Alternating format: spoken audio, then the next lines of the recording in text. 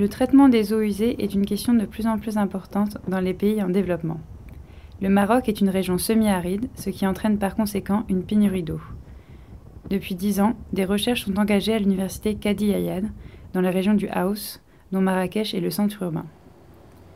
Pour comprendre cet enjeu, nous avons suivi le professeur Naila Ouazani et sa doctorante Saloua à Tidili, dans le Haus, où se trouve une station d'épuration écologique.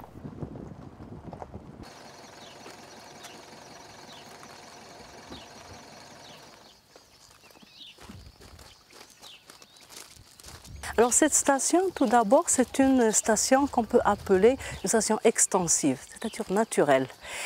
C'est le choix de ce système dans un milieu rural, comme ça dans des communes rurales, il est dicté par le fait que ce sont des stations où on va voir par exemple comme le lagunage, comme donc ces filtres plantés, ces mailles artificielles, ce sont des systèmes extensifs où on laisse faire la nature entre guillemets. Et donc nous avons les plantes qui assurent une bonne partie de l'épuration. Nous avons par exemple dans ce filtre planté, il y a le sol ou bien le sable, donc il y a le substrat et la plante qui assurent l'épuration et ça ne demande pas une technicité très importante. Maintenant cette station, comme vous avez vu, c'est un ensemble de filtres plantés. Le premier filtre, c'est un filtre vertical qui va assurer une bonne part d'élimination des matières organiques, des polluants organiques qui existent dans les eaux usées. Et après l'écoulement vertical, donc on va avoir un effet combiné des plantes et du sol. Et puis une bonne partie, donc l'eau qui est infiltrée, elle va arriver à un traitement secondaire qui est aussi sous forme de filtre planté, mais l'écoulement il est en vertical. Et donc ça va assurer la continuité de l'épuration et éliminer le risque sanitaire, les bactéries pathogènes, etc. etc.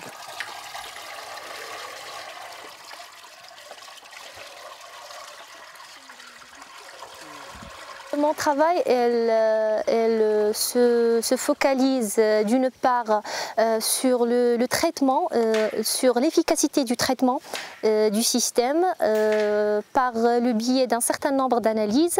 Donc on fait des prélèvements au niveau à l'entrée de la steppe, au niveau du bassin de stockage, à la sortie du premier étage qui est les bassins verticaux et à la sortie des bassins horizontaux.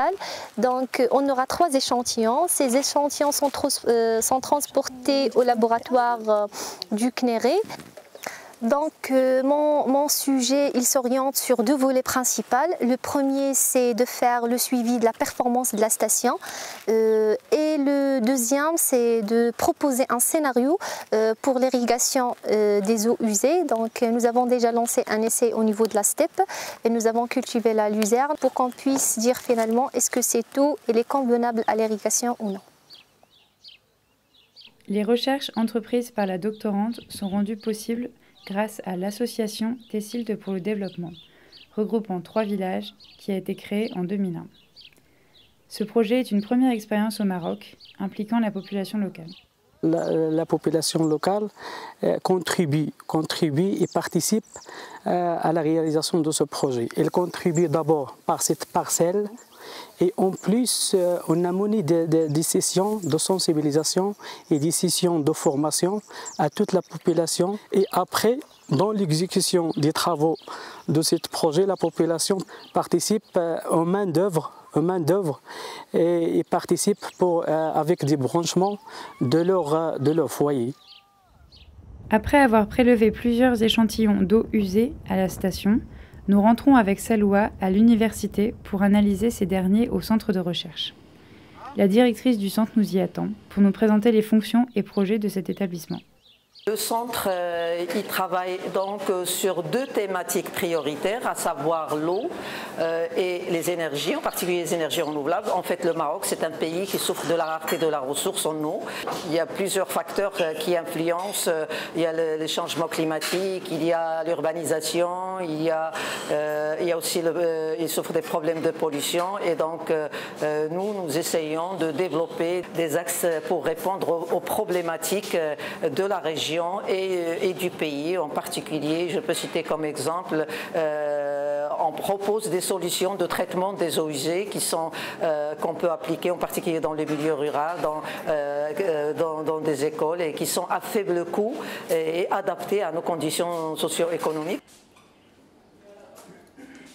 Salwa nous montre alors différentes expériences qu'elle doit faire quotidiennement avec ses échantillons. Une première expérience permet de déterminer la quantité d'oxygène dans l'échantillon. La solution est par la suite émulsionnée. Dans une seconde expérience, un deuxième échantillon est soumis à une stérilisation, puis versé dans une boîte de pétri. Par la suite, elle est mise en incubation pendant 24 heures. Salwa rejoint ensuite son collègue Latrash Labib dans le laboratoire de microbiologie afin qu'il fasse la lecture de la boîte de pétri. Cela permet le comptage des colonies de bactéries dans cette dernière. Ces différentes expériences permettent de faire un suivi du traitement des eaux usées et de déterminer si la station d'épuration fonctionne. Alors l'objectif ultime de toutes ces recherches, c'est de pouvoir avoir des possibilités, des scénarios de systèmes d'épuration qui permettent d'avoir une qualité d'eau utilisable en irrigation, qui répondent à la qualité d'eau d'irrigation qui est, en ce qui concerne la matière organique, en ce qui concerne le risque sanitaire, l'élimination du risque sanitaire, parce que très souvent, au niveau du Maroc, d'une manière globale, oui, on traite les eaux pour deux objectifs: protéger les ressources en eau, parce qu'on ne va pas rejeter des eaux contaminées, mais un deuxième objectif très important, c'est aussi protéger, préserver la santé publique en éliminant les risques sanitaires de ces eaux usées après leur traitement. Et il faut voir aussi qu'au Maroc, on voit les eaux usées comme une ressource, pas comme une eau polluée. C'est une ressource à revaloriser si sa qualité est améliorée, particulièrement en la réutilisant en irrigation et en agriculture.